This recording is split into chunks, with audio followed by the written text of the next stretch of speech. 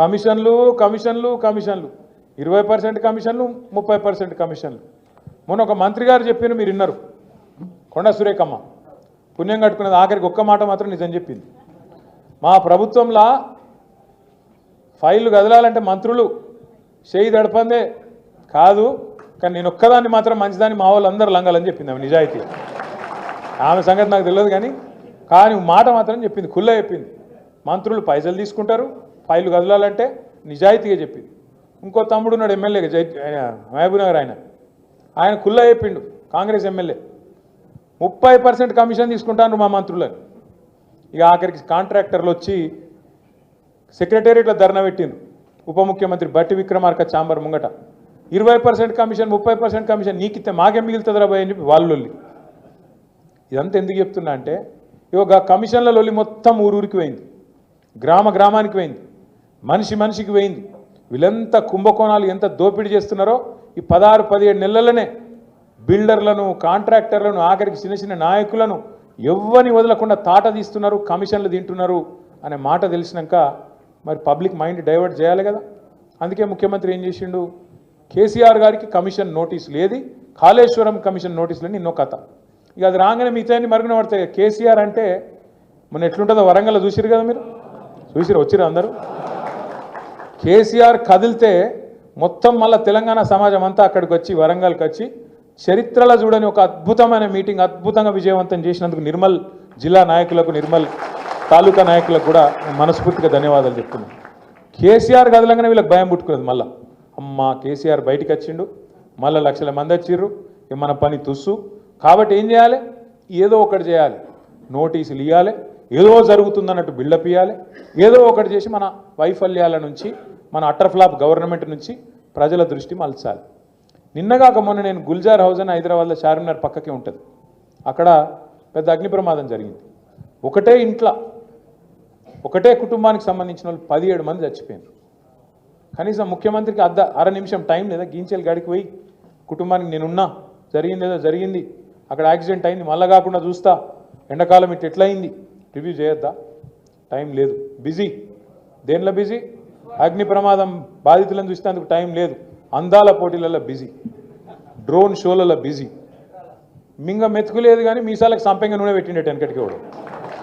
ఒకది ఈయననే చెప్తాడు, మన బతుకు బిచ్చ బతుకు అయిపోయింది, మనం దిక్కు దివానం లేకుండా ఆగమైపోయినామని చెప్తాడు ఈయననే. నేను అసెంబ్లీలో చెప్పినా మళ్ళీ చెప్తున్నా మీ అందరికీ. ఆ మధ్యలో ఒక సినిమా వచ్చింది అపరిచితుడు, చూసిరు ఎవరన్నా? అలా ఇద్దరు ఉంటారు, ఒకటే మనుషులు ఇద్దరు ఉంటారు అన్నాడు. వాడు ఇటు చూస్తే ఒక తిరుగుంటాడు, అటు చూస్తే ఒక తిరుగుంటాడు. ఇటు చూస్తే రాము అట, అటు చూస్తే రెమో. రెమో అనేటోడు లంగా, రాము అనేటోడు మంచోడు. అర్థమైంది కదా? రెమో అనేటోడు లంగా, రాము అనేటోడు మంచోడు. ఈ రెమో అనేటోడు ఏమంటాడు, ఏ కేసీఆర్ అప్లపాలు చేసిపోయిందివా రాష్ట్రాన్ని, మొత్తం దివాలా తీసింది రాష్ట్రం, మన బతుకు బిచ్చ బతుకు అయిపోయింది. ఇక నేనైతే నన్ను పోతే ఢిల్లీలో దొంగను చూసినట్టే చూస్తుండ్రు. దొంగ లెక్కనే చూస్తారు కదా, దొంగను చూసినట్టే చూస్తుండ్రు నన్ను.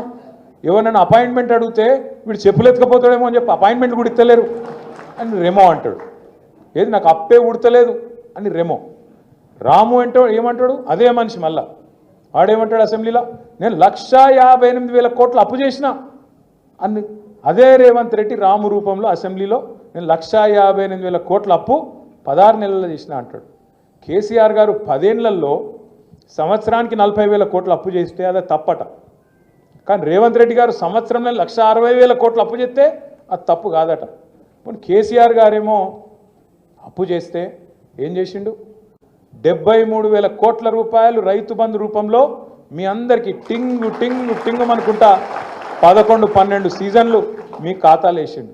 మరి రేవంత్ రెడ్డి గారు 1,60,000 కోట్లు అప్పు చేస్తేవి ఏం చేసినావు, ఆడబెట్టినావు. టింగు టింగు అంటే కేసీఆర్ యాదికి వస్తాడని టకీ టకీ అన్నాడు. ఏడరబై టకీ టకీ అంటే ఇంతవరకు టకీ లేదు, టికీ లేదు. ఒక్క కాడ మాత్రం పడుతున్నాయి టకీ టకీమని. ఏడా అది కరెక్ట్ మాట. ఢిల్లీలో మాత్రం టంచన్గా కొట్టకపోతే ఈయన పోస్ట్ ఊస్టింగ్ కదా, పీక్తుంది. తెల్లారు లేచే వరకు కాంగ్రెస్లో ఎవడు కుర్చీ ఎవడు గుంచుతాడో తెలియదు.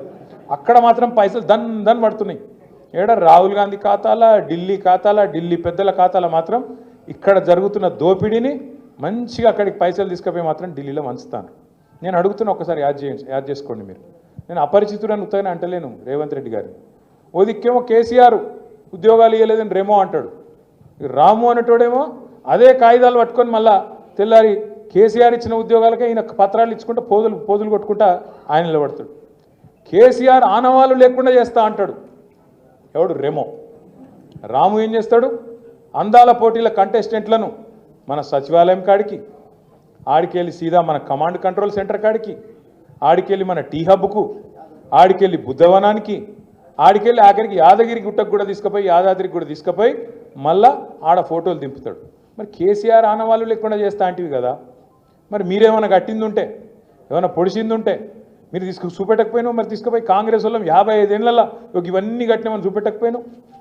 అయితే అప్పుడు నిజాం కట్టిన చార్మినార్ ఉంది, లేదా మళ్ళీ కేసీఆర్ కట్టినవనే తప్ప మధ్యలో 55 ఏళ్ళు ఏమీ లేదు అనే మాట కూడా స్పష్టంగా తేలిపోయింది. ఇంకా ఆలోచన చేయండి, ఈ మనిషికి ఒక వ్యాధి ఉంది రేవంత్ రెడ్డికి, మల్టిపుల్ పర్సనాలిటీ డిసార్డర్ అంటారు.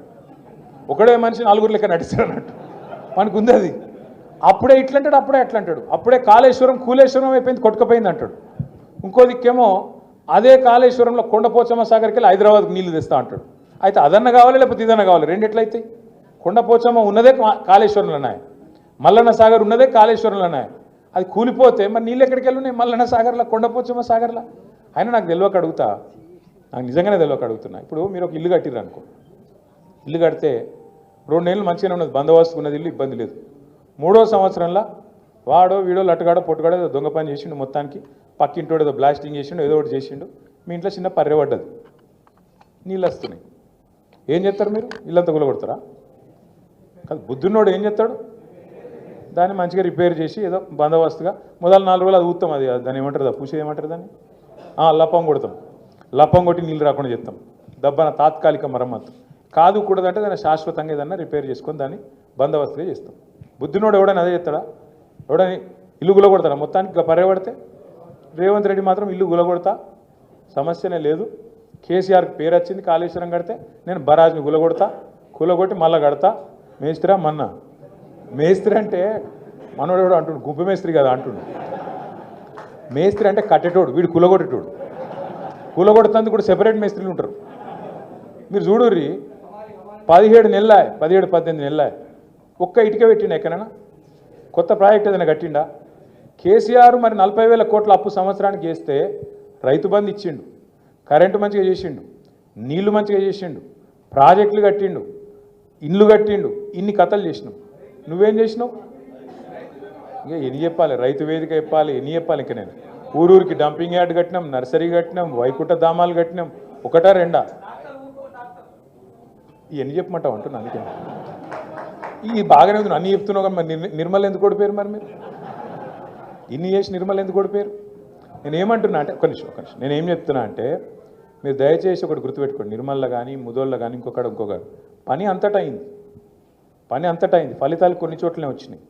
ఎందుకు అంటే కారణం ఒకటి మనం పెట్టిన అభ్యర్థి మీకు నచ్చక కావచ్చు, లేదా రెండోది మీరు కూడా కొంత నీరసపడ్డారు. ఏమనుకున్నారు? మా ఒక్క ఎమ్మెల్యే ఓడిపోతే ఏమైతుంది, కేసీఆర్ అయితే గెలుతాడు కదా, వా ఏం హుషారున్నారు, మా ఒక్కడు వీక్తే ఆయన మాత్రం ముఖ్యమంత్రికి ఉంటాడు, మా ఒక్కడు కటింగ్ పెడదాం అనుకున్నారు. అట్లా మీ లెక్క చాలామంది అనుకున్నారు. దాంతో ఏమైంది? మొదటికి మోసం వచ్చింది, అక్కడ లంగలు దొంగలు కూర్చున్నారు. కేసీఆర్ను దొర అని తిడితిరి, ఇప్పుడు దొంగని తీసుకొచ్చి కూర్చోబెడితే ఏం చేస్తాం? మరి ఇంకా 4 ఏళ్ళు భరించాలి. అందుకే మీ అందరితో నా ప్రార్థన ఏంటంటే, మనము కేసీఆర్ గారి నాయకత్వంలో 76-77 ఏళ్లలో ఈ భారతదేశంలో ఇంకా కూడా చాలా రాష్ట్రాలు దిక్కుదోసని పరిస్థితులు ఉన్నాయి. ఏం చేయాలో వాళ్ళకి తెలుస్తలేదు, ఇంకా కూడా చక్కగా నడుపుకోలేకపోతున్నారు. కానీ మన రాష్ట్రంలో ప్రజలకు ఏం కావాలి, పల్లె ప్రజలకు ఏం కావాలి, పట్టణ ప్రజలకు ఏం కావాలి, ఒక ఆలోచనతో అర్థవంతంగా అద్భుతంగా చేసుకొని అటు పల్లెలు ఇటు పట్టణాలు రాష్ట్ర సంపద పెంచడం. ఇప్పుడు మీ నిర్మల్ తాలూకాలనే ఆ రోజు కేసీఆర్ గారు 2014లో ముఖ్యమంత్రి అయినప్పుడు 1 ఎకరం భూమి ఎంత విలువ, కేసీఆర్ దిగిపోయినాడు భూమి విలువ ఎంత, ఎన్ని రెట్లు పెరిగింది? ప్రతి మనిషికి సంపద పెరిగిందా లేదా? భూమి ఉన్నోళ్ళు అయితే, భూమి లేదు లేదా ఇంకా ఇతరత్ర ఉంటే కూడా ఏదో రూపంలో పెన్షన్లు ఇచ్చుడో, లేకపోతే కళ్యాణ లక్ష్మి ఇచ్చుడో, కేసీఆర్ కిట్ ఇచ్చుడో, రైతు బంద్ వేసుడో, ఇంకోటి రైతు బీమా ఇచ్చుడో, ఏదో ఒక రూపంలో ప్రతి మనిషికి ఏదో ఒకటి సాయం అందింది. ఆఖరికి ఒక ముస్లిం కుటుంబం ఉంటే రంజాన్కు పైసలు ఉన్నాయో లేవో అని చెప్పి వాళ్ళ కొత్త బట్టలు పెట్టిండు కేసీఆర్. రంజాన్ తోఫా అన్నాడు దాని పేరు. బతుకమ్మ చీర ఇచ్చి దసరా అప్పుడు ఆడబిడ్డలకు బతుకమ్మ చీరలు ఇచ్చిండు. క్రిస్టియన్లు అయితే క్రిస్మస్ అప్పుడు క్రిస్మస్ కానుక ఇచ్చిండు. అట్లా కులం మతం పంచాయతీ పెట్టలే. అందరిని మనుషులు లెక్క చూసుకున్నాడు. పేదోళ్ళం కూడా అడుపులో పెట్టుకొని చూసుకున్నాడు. మీ నిర్మల్ తాలూకా ప్రజల చిరకాల కోరిక మా జిల్లా మాకు కావాలి. మంచిర్యాలలో కోరిక మా జిల్లా మాకు కావాలి. అట్లే అక్కడ ఉండే గిరిజనుల కోరిక ఆసిఫాబాద్ కుమరం భీంలా మా జిల్లా మాకు ఉండాలి, మా తాలూకా కాదు మా జిల్లా ఉండాలంటే మీ పాత ఆదిలాబాద్ జిల్లాలో నిర్మల్ జిల్లా చేసిండ్రు, మంచిర్యాల జిల్లా చేసుకున్నాం, ఆసిఫాబాద్ కుమరం భీం జిల్లా చేసుకున్నాం, 4 జిల్లాలు చేసుకున్నాం. ఎక్కడికో ఆదిలాబాద్కి పోయి కలెక్టర్నో లేకపోతే ఎస్పీనో కలిసే అవసరం లేకుండా మీ కాడనే మీ దగ్గరనే పెద్ద పెద్ద ఆఫీసర్లను తీసుకొచ్చి జిల్లా అధికారులను మీ గడప ముంగట పెట్టినాం. అట్లే జీవితంలో మీరెన్నడూ ఊహించుండరు